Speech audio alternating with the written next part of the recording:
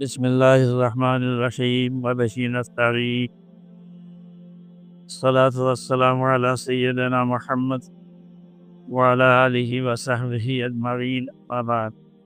यहाँ के बैठो तुम भी आ गया इधर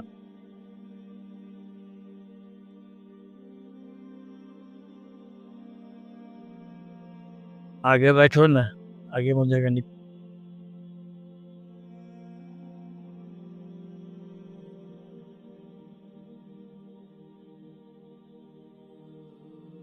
आज हुस्न इत्तेफाक कहिए कि शाबान की 29वीं तारीख हज़रत रसूल सल्लल्लाहु अलैहि वसल्लम में मदीने पाक में हुस्न इत्तेफाक ये हुआ कि एक साल शाबान की 29वीं तारीख थी। हम सब क्या आका अकबर जनाब ये करीम सल्लल्लाहु अलैहि वसल्लम ने सहाबा को जमा किया और खिताब फरमाया।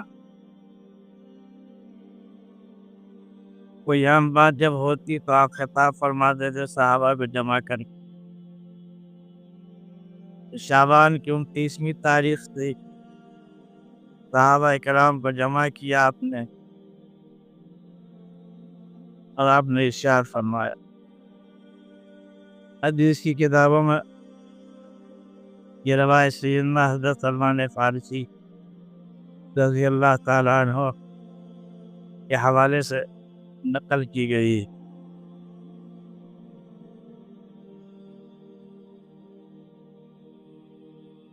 आगे चला हुआ आगे के बैठो, बात मत करो और इधर देखो। ये निगाह बहुत अजीब चीज, निगाह को हल्के समझ लिया कीजिए आप लोग।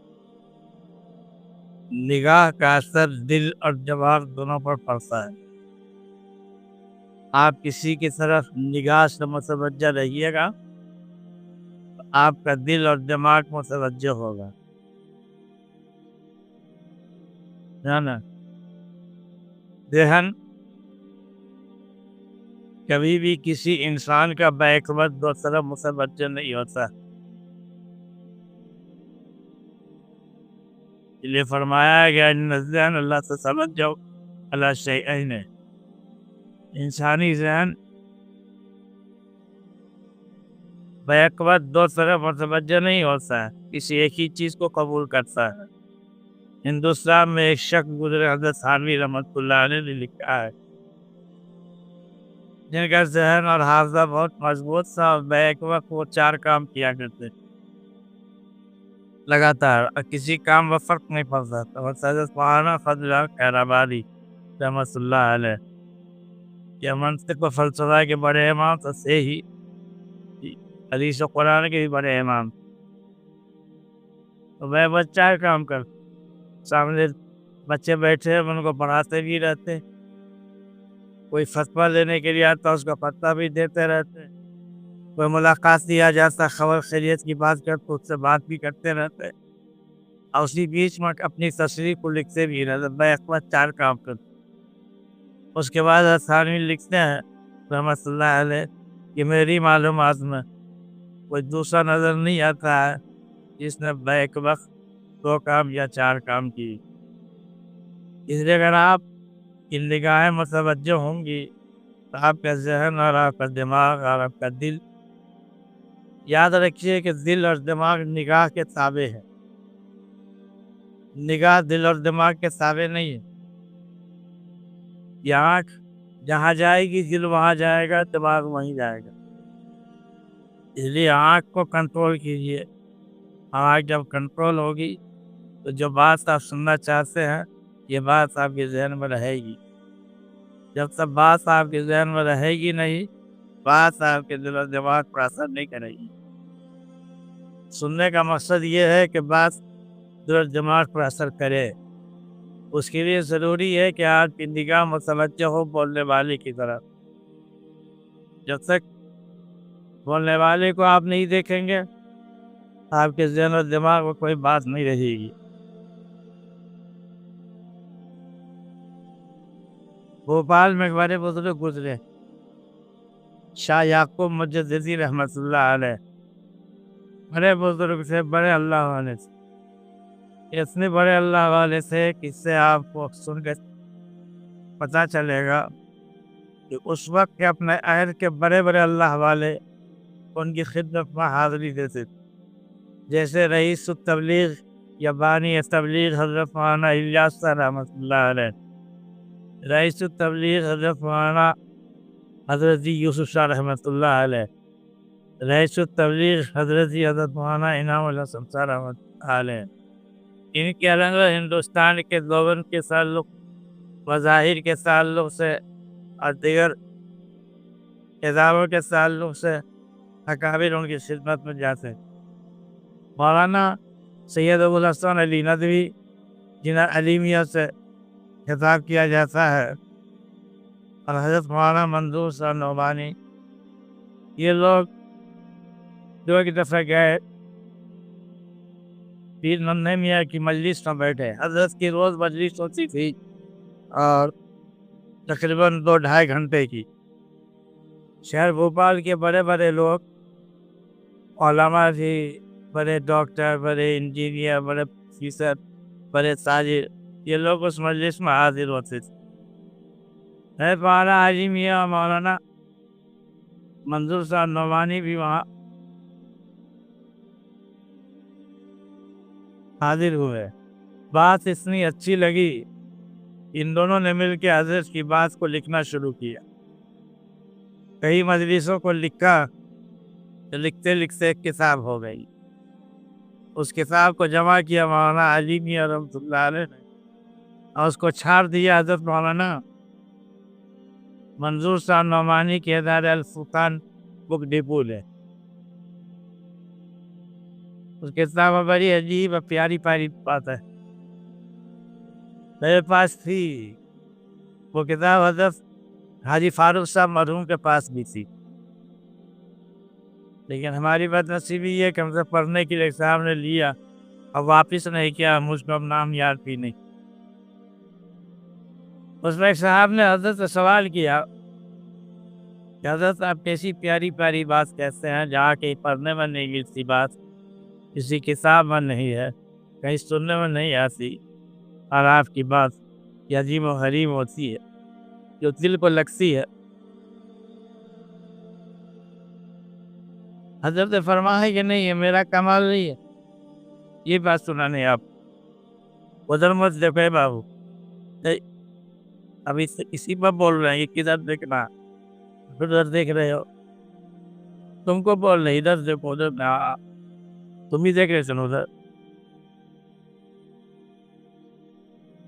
مت دیکھ۔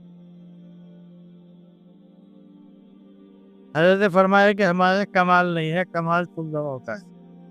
جو لوگ سامعین ہوتے ہیں، جو لوگ آتے ہیں، فرمایا آپ کی طلب پر اللہ تعالیٰ میرے قلب پہ جاری کر دیتا ہے، اور ہم بولتے ہیں آپ کی توجہ اگر میرے طرف نہیں ہو اور آپ کا دھیان میری طرف نہیں ہو، آپ کے دل و دماغ میں طرف نہیں ہو بات سننے کی، تو میرے ذہن میں بات نہیں آئی، میرے ذہن میں بات نہیں آئی۔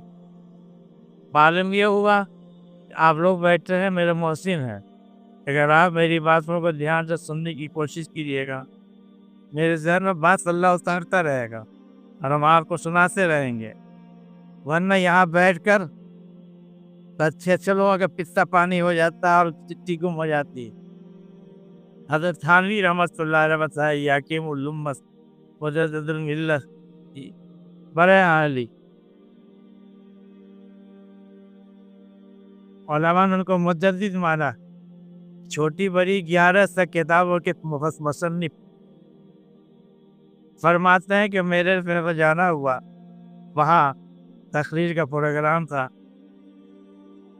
تو مجھے جی آیا کہ اتنی تقریریں کر چکا ہوں اب تک، ہزاروں تقریر کر لی ہے، کتابیں لکھی جا چکی ہے، 300 سے زائد جلدیں ہیں جس میں حضرت کی تقریر کو جمع کیا گیا ہے، اور ابھی لوگ کہتے ہیں کہ آدھی تقریر بھی جمع نہیں. حضرت دل میں بات آئی 1-2 گھنٹہ تو بولنا ہی ہے, بولیں گے. حضرت کے جب کھڑے ہو کے بولتے تھے, وہ کرسی کا زمانہ نہیں تھا اس زمانے میں, پورے ہندوستان میں کہیں کرسی نہیں تھی.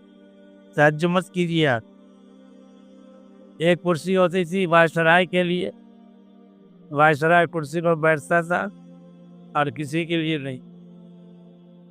یا چارپائی رکھی جاتی تھی اس پر بیٹھ کے تقریر کرتے, یا کھڑے ہو کر تقریر کرتے. یہ ہندوستان کی بات بتاتا ہوں آپ, اب تو کرسی ہی کرسی ہے. اب تو کرسی کے لیے لوگ جھگڑا بھی کرتے. فرماتے ہیں کہ میں کھڑا ہوا تقریر کے لیے تو خطبہ مسنونہ پڑھنے کے بعد میں بول نہیں سکا. میری زبان کسی نے لگا, محسوس ہوا کسی نے تالا لگتی. چونکہ بڑے عالم تھے وہ, ان کو نہ اپنی حد تک کی پرواہ تھی نہ عزت کی پرواہ.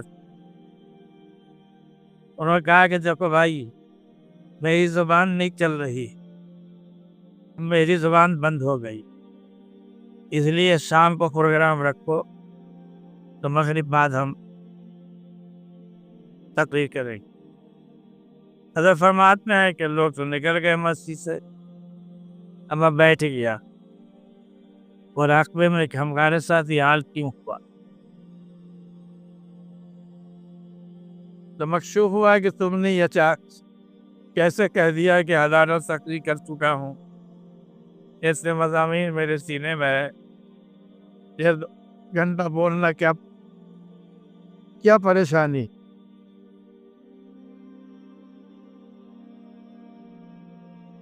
تمہارے اس بولنے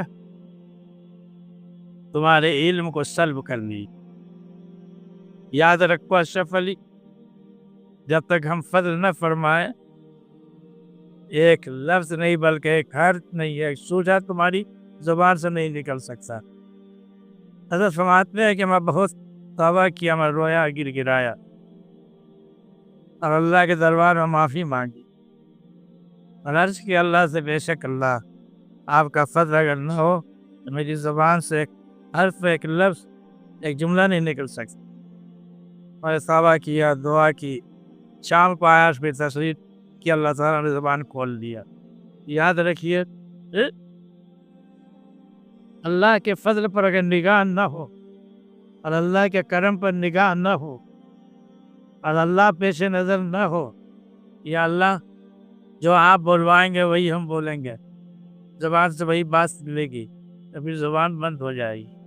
یہ کمال ہمارا نہیں ہے, آپ جتنی متوجہ ہوں گے میری طرف, اللہ تعالیٰ میری زبان سے ایسی بات سکھال. اس لیے آپ کو بار بار ہم کہتے ہیں ادھر ادھر مت دیکھیے, آپ ہم کو دیکھتے رہیے. ہم یہ نہیں کہتے کہ ہم بہت خوبصورت ہیں یا ہم کو دیکھ کر آپ کا ایمان بڑھے گا, یہ بھی نہیں کہہ سکتے ہم, لیکن ہم اس کی ضمانت دے سکتے ہیں, ہم کو اس پد تک دیکھیے گا تو آپ کا ثواب ملے گا. نصیب نمائندے الہی ہو انکر ساتھ کون ہوتا ہے؟ یہ کہ اللہ کا نمائندہ ہوتا ہے. اللہ کے نمائندوں کو دیکھنا ثواب ہوتا ہے, اس لیے آپ دیکھیے گا اس کو تو ثواب ملے گا. آپ بہرحال ہی تو بیچ میں بات نکل آئی تو میں نے عرض کر دیا. اصل بات سنانی ہے کہ سیدنا حضرت سلمان فارسی رضی اللہ تعالیٰ عنہ فرماتے ہیں کہ اللہ کے رسول صلی اللہ علیہ وسلم نے 29 شعبان کو ہم سب لوگوں کو جمع کیا اور آپ نے خطاب فرمایا. اب فرمایا کہ اے لوگو, ایھا الناس, اے لوگو, اذلکم شہر عظیم, تمہارے اوپر ایک عظیم مہینہ سایہ کرنے والا. یہ ایسا مہینہ ہے کہ اس میں ایک رات 1000 مہینے کی راتوں سے بہتر, اور یہ ایسا مہینہ ہے اس میں اللہ تعالیٰ عام نیکی جو ہوتی, سنت نہیں, عام نیکی, اس کا درجہ فرض کا قرار دیتا ہے. اور اس مہینے میں فرض اگر کوئی ادا کرے تو خیر رمضان میں 70 فرض کے ادا کرنے کا ثواب ملتا ہے.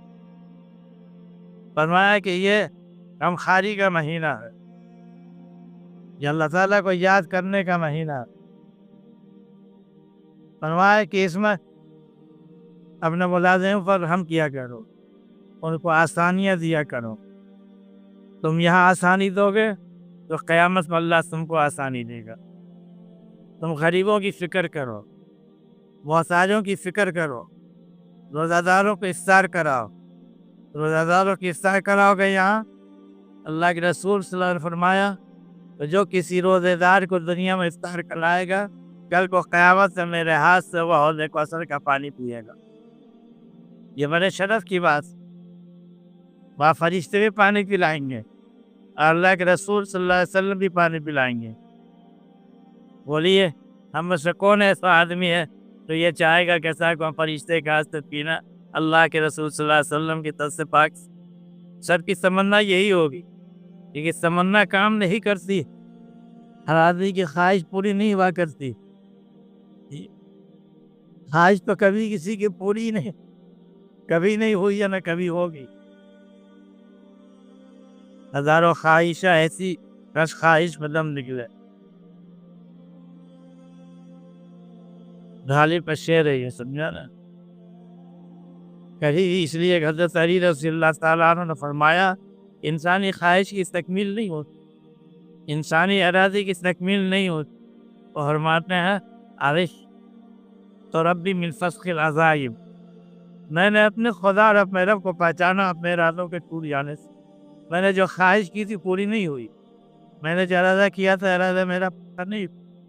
میں نے سمجھا کہ کوئی بادی و نظر میں ایسی طاقت ہے جو میری خواہش کی تکمیل میں آڑے آتی ہے۔ جو طاقت آڑے آتی ہے وہی خدا۔ جب اللہ نہیں چاہے گا ہماری خواہش کی تکمیل نہیں ہوگی۔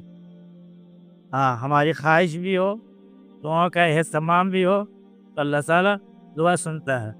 یہ رمضان کے مہینے میں اللہ اپنے بندوں کی دعائیں اور فریاد سنتا ہے۔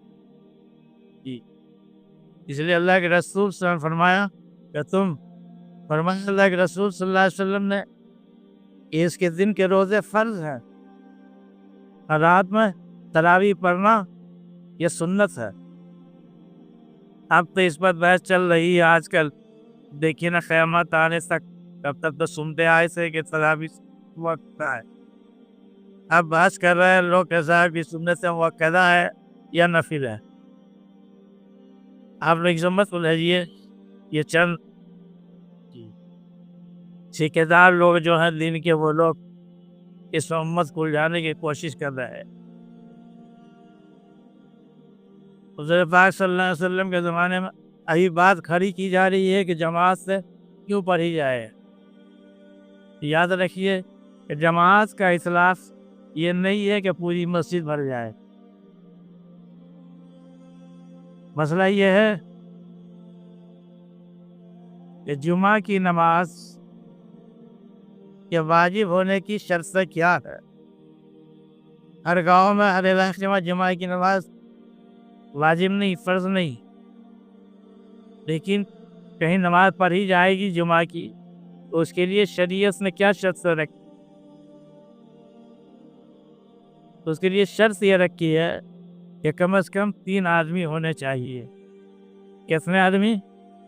ارے بولو، یاد رکھو اس کا مسئلہ کو مسئلہ بتا دیتے ہیں، ماتا یاد سی تو مسئلہ بولتے۔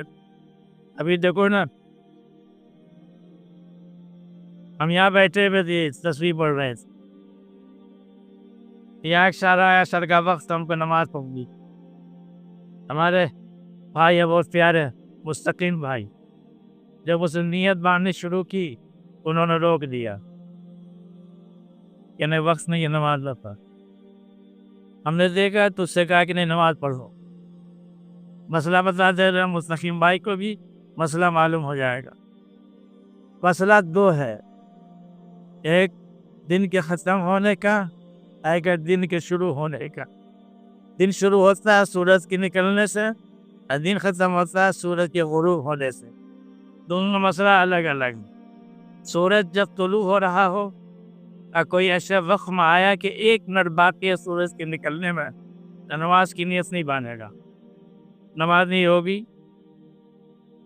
لیکن کوئی عصر کا وقت آئے، اور سورج کے ڈوبنے میں 2 منٹ باقی ہے تو 4 رکعت کی نیت باندھے گا، 2 رکعت پڑھے گا سورج کے نکلے ہوئے حالت میں اور 2 رکعت پڑھے گا سورج کے ڈوبے ہوئے حالت میں۔ ہم نے اس کو کہا نماز پڑھنے کے لیے کہ یہ بدعت نہیں، کسی مسئلہ نہیں بتایا۔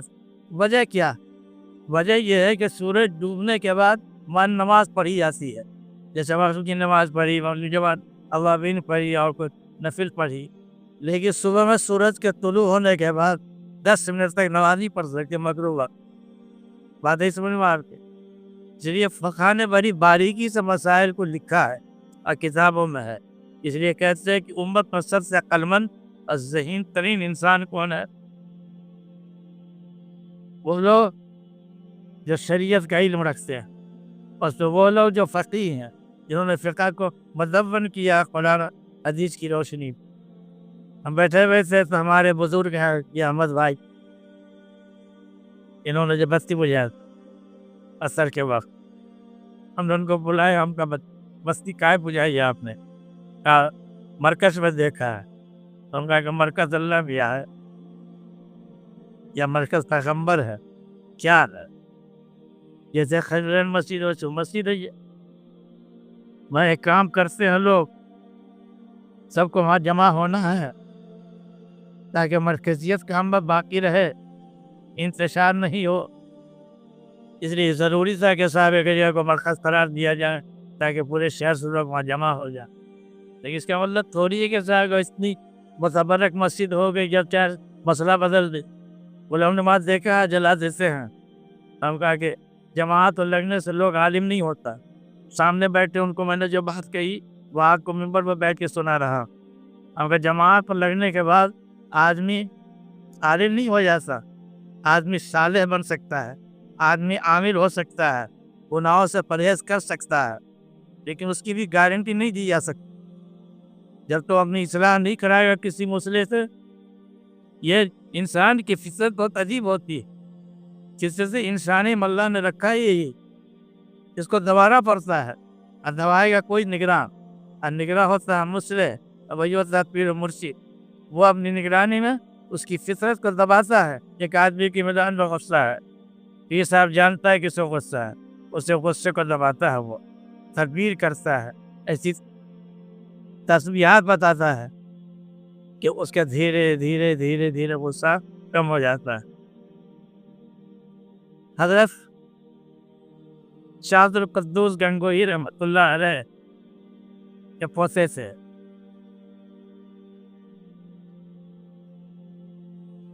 شاہ ابو سعید اور سلسلے کے بزرگوں میں سے حضرت خواجہ نظام الدین بلخی رحمۃ اللہ علیہ جو بلخ کے بادشاہ سے اور بڑے اللہ والے تھے، اور حضرت شاہ عبد القدوس گنگوہی کے سلسلے کے تھے۔ انہوں نے کئی لوگوں سے مشورہ کیا، سلسلے کے لوگوں نے کہا کہ ابو سعید چلے جاؤ حضرت کے پاس، تو گئے تو پتہ چلا کہ حضرت کے پوتے آ رہے ہیں، تو بادشاہ تو صحیح بہت بڑا جلوس نکال کے ان کو کا استقبال کیا، لے جا کے بیٹھایا اپنی اس گدی پہ جس پر بیٹھ کر وہ لوگوں کو بیعت کیا کرتے تھے، کلمہ کی تلقین کیا کرتے تھے۔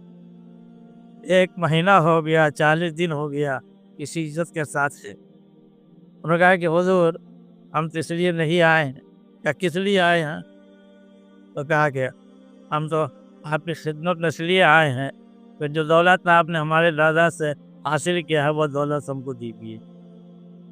فوراً کھڑے ہو گیا شاہ خواجہ نظام الدین بلخی رحمۃ اللہ علیہ کا اب بدتمیز الو کا پٹھا اتر یہاں سے اپنے مسند سے اتارا، اور حضرت چونکہ بادشاہ بھی تھے اس لیے ان کے یہاں کتے بھی پلتے تھے شکار کے لیے، ان کے یہاں گھوڑے ہوا کرتے تھے، ہاتھی ہوا کرتے تھے۔ اس آدمی کو بولا ہے جو کتے کی تربیت کرتا تھا، کہا اس کو لے جاؤ، آج سے یہ کتے کی تربیت کرے گا، کتے کی خدمت کرے گا۔ کچھ دنوں کے بعد گھوڑے کا استبل میں رہنے کے لیے کہا، رہنے کی جگہ نہیں دی اپنے محل میں، گھوڑے کے استبل میں کہا یہاں رہو، اور نال بھائی سے کہا کہ 24 گھنٹے میں اس کو 2 روٹی دو، ایک صبح میں ایک شام۔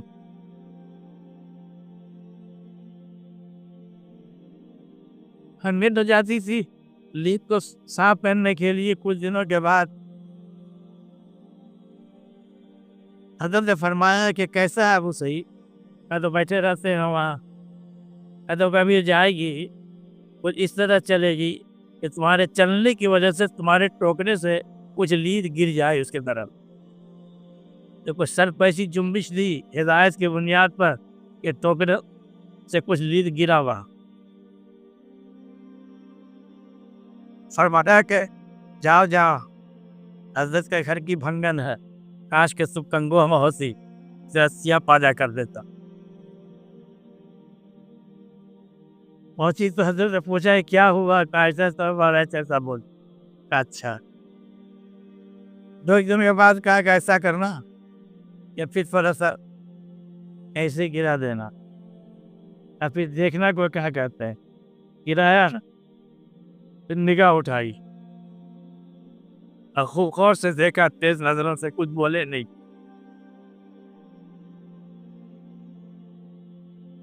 लेकिन बता दिया अगर ऐसा ऐसा हुआ, अभी तो बहुत बाकी है। के शहजादगी का भूत अभी जो चढ़ा है वो उतरा नहीं। एक हफ्ते के बाद कहा कि ऐसा करना कि तुम इस तरह से अपने आप को साबित करना कि तुमको ठोकर लगी और तुम गिरी, और पूरा टोकरा अब वो सईद के सर पे डाल देना। ये इधर गिरी, टोकरा उनके सर पे गिरा, पूरे बदन पे थोड़ी लीद हो गई। लेकिन अब उन्होंने ये किया कि जल्दी से उठे, घंटन को उठाया, उसका बदन साफ किया। अब बार बार ये कहते कि चोट तो नहीं लगी तुमको चोट लगी कि हजरत को तकलीफ। मैं नहीं चाहता है कि हजरत को तकलीफ। और जल्दी से जो लीद दोनों हाथों से उठाया और टोकरी को भरा। समझाओ हम उसको फेंक देंगे। अगर नहीं हम फेंकेंगे, आप में से फेंकेंगे। जाके बताया, अच्छा आप कल होकर हुक्म दिया कि वो सईद को बोलो हम कल शिकार को जाएंगे, दूसरा कुत्ता उसके हवाले करो जो मेरा शिकारी था। जोर से महीनों से सिर्फ 2 रोटी खाई थी 24 घंटे में, मुजाहिदा किया था। ये कुत्ता था, कसवट था, रोजों में गोश्त खाता। कुत्ता भागने लगा तो अपने दोनों कुत्तों को अपने कमर में बांधा रस्सा। शिकार पर जब कुत्ता भागा, ये गिर गए। कुत्ता भागा जा रहा है, ये रस्सी में बंधे हैं और ये घिसते चले जा रहे हैं। पूरा बदन छिला गया, लहू लाल हो गई। वापिस आए तो रात में खाम देखा खाजा निजामुद्दीन बल्खी रहमतुल्लाह अलैह ने, खाजा कुद्दूस गंगोही रहमतुल्लाह अलैह ने फरमाया, ये सिलसिले चिश्तिया निज़ाम साबिरिया के बड़े अकाबिर औलिया अल्लाह जमत वालों का सिलसिला यही है। कहा कि निजामुद्दीन, मैंने तुमसे ऐसे मुजाहिदे तो नहीं करवाए, तुमको ये भी रहम नहीं आया कि मेरा पोता था? क्या हुजूर इसीलिए करवाया कि दिमाग में बैठा हुआ है कि मैं बड़े पीर का पोता हूँ, बड़े अल्लाह वाले का पोता हूँ, उस खानदान से ताल्लुक़ रखता हूँ और किसी का असब व नसब काम नहीं करता, अपना अमल काम करता है। तो मुजाहिदे से होता है, समझा ना, फितरत को दबा दिया जाता है। तो रमज़ान के महीने तहलीज में जाने से आमाल सालिहा की तौफीक मिलती है। याद रखिए, 40 दिन नमाज तकबीर अव्वला और सफ़े अव्वला की पाबंदी करने से नमाज की पाबंदी मिल जाती है, लेकिन उसको कायम रखने की ज़रूरत पड़ती है।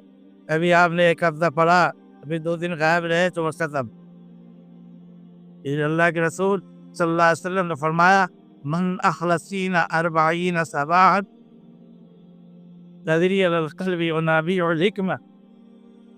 जो शख्स फजर की नमाज तकबीर उला के एहतमाम के साथ पढ़ेगा, अल्लाह ताला उसके सीने पर हिकमत और दानाई के चश्मे को फोड़ देता है, जारी कर। इसे रमज़ान के इस महीने में समझा ना, आगे जुमा को हम बताएंगे कि रमज़ान के माने क्या होते हैं और रमज़ान का रमज़ान क्यों कहा जाता है। इंशाअल्लाह अल्लाह ताला हमको भी और आपको भी रमज़ान की बरकतों और शहादतों से मुस्तफ़ीद होने की तौफीक इनायत फरमाए। वाखिर दवाना अनिल हम्दुलिल्लाहि रब्बिल आलमीन।